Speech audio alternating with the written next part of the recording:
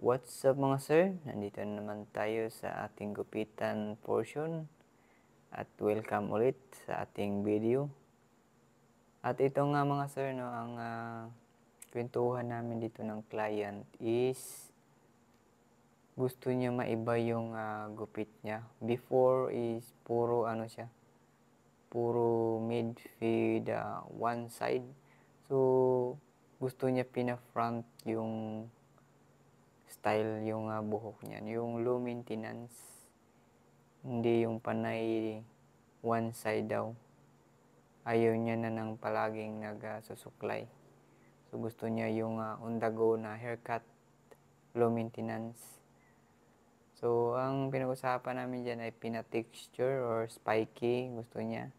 So pinagpasya namin is textured na made fade yung side. So yun nga mga sir, no. Ginagawa na natin dito is inuna natin yung kanan. Tapos yung taas nagbawas lang tayo dyan ng kaunti. So ganitong hairstyle na maganda din to dahil syempre pag tapos mong maligo ay hindi ka na hindi ka na magsusuklay.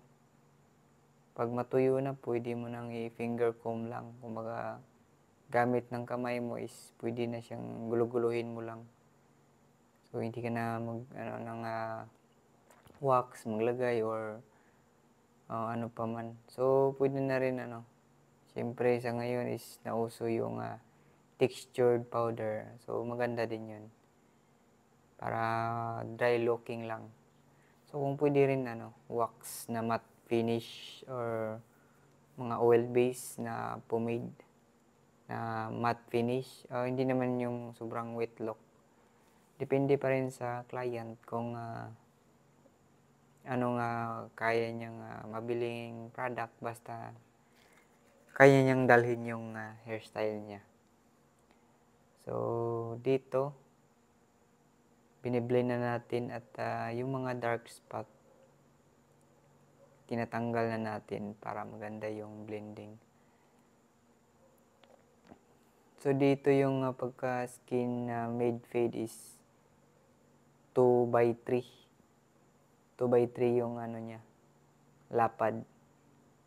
So, almost na rin yan, no? High fade. So, hindi siya totally high fade. Blurry lang siya. So, made skin lang. Ito, gumamit tayo ng gunting na numero 8 para matanggal yung mga tikwas. So, ganyan lang yung itsura niya mga sir. So, kung gusto niyo ipagaya ng ganito, maganda ritong klaseng gupit.